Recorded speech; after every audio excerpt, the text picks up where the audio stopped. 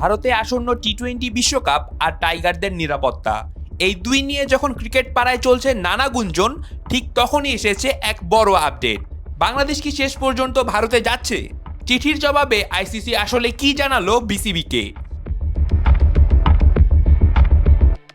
চারদিকে খবর ছড়িয়েছিল আইসিসি নাকি বাংলাদেশকে আলটিমেটাম দিয়েছে, হয় ভারতে খেলো নয়তো পয়েন্ট হারাও। কিন্তু আলটিমেটামের খবরটি ছিল ভিত্তিহীন গুজব। বুধবার বিসিবি স্পষ্ট জানিয়ে দিয়েছে আইসিসির সঙ্গে তাদের আলোচনা হয়েছে অত্যন্ত ইতিবাচক ও গঠনমূলক। বিসিবির তোলা নিরাপত্তা সংখ্যাকে উড়িয়ে দেয়নি আইসিসি, বরং তারা টাইগারদের উদ্বেগকে গুরুত্বের সাথে গ্রহণ করেছে। আইসিসি প্রতিশ্রুতি দিয়েছে টুর্নামেন্টে বাংলাদেশ দলের পূর্ণ ও নির্বিঘ্ন অংশগ্রহণ নিশ্চিত করতে তারা বদ্ধপরিকর।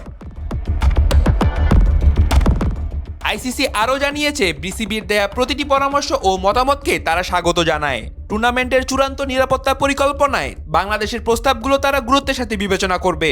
বিসিবিও সাফ জানিয়ে দিয়েছে খেলোয়াড়দের সুরক্ষা নিয়ে কোনো আপোষ নয়।